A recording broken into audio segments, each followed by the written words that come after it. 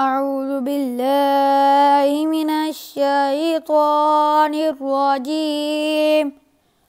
بسم الله الرحمن الرحيم. الرحمن علم القرآن خلق الإنسان علمه البيان. الشمس والقمر بحسبان والنجم والشجر يسجدان والسماء رفعها ووضع الميزان ألا تطغوا في الميزان وأقيموا الوزن بالقسط ولا تخسروا الميزان والأرض وضعها للأنام فيها فاكهة والنخل ذات الأكمام والحب ذو العصف والريحان فبأي آلاء ربكما تكذبان خلق الإنسان من صلصال كالفخار وخلق الجن من مارج من نار فبأي آلاء ربكما تكذبان رب المشرقين ورب المغربين فبأي آلاء ربكما تكذبان مرج البحرين يلتقيان بينهما برزخ لا يبغيان فبأي آلاء ربكما تكذبان يخرج منهما اللؤلؤ والمرجان فبأي آلاء ربكما تكذبان وله الجوار المنشآت في البحر كالأعلام فبأي آلاء ربكما تكذبان كل من عليها فان ويبقى وجه ربك ذو الجلال والإكرام فبأي آلاء ربكما تكذبان يسأله من في السماوات والأرض كل يوم هو في شأن فبأي آلاء ربكما تكذبان سنفرغ لكم أيها الثقلان فبأي آلاء ربكما تكذبان يا معشر الجن والإنس إن استطعتم أن تنفذوا من أقطار السماوات والأرض فانفذوا لا تنفذون إلا بسلطان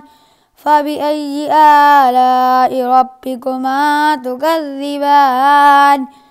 يرسل عليكما شواظ من نار ونحاس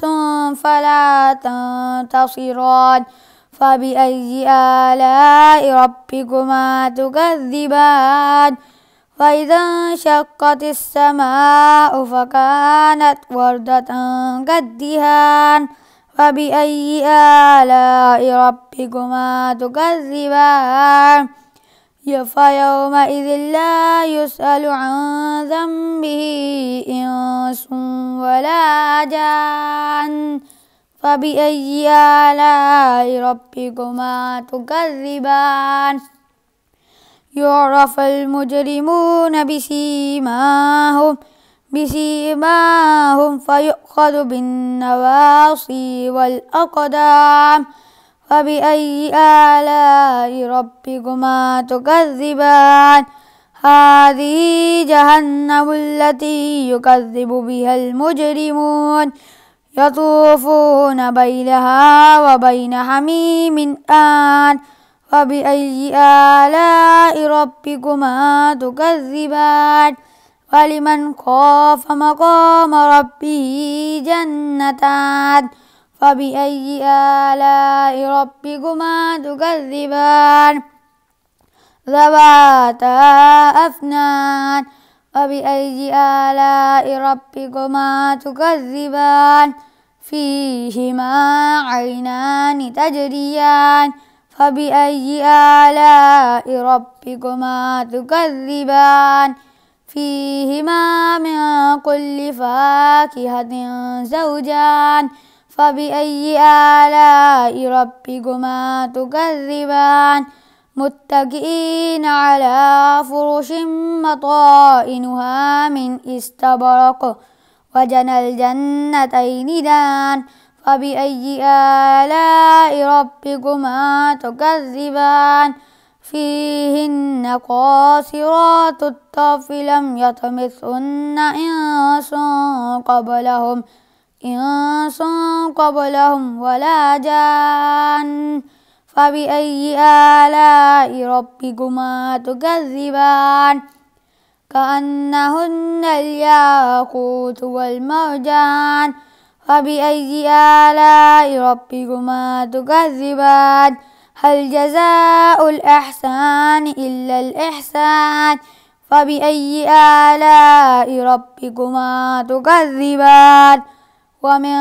دونهما جنتان فبأي آلاء ربكما تكذبان مدهامتان فبأي آلاء ربكما تكذبان فيهما عينان نضاختان فبأي آلاء ربكما تكذبان فيهما فاكهة ونخل ورمان فبأي آلاء ربكما تكذبان فيهن خيرات حسان فبأي آلاء ربكما تكذبان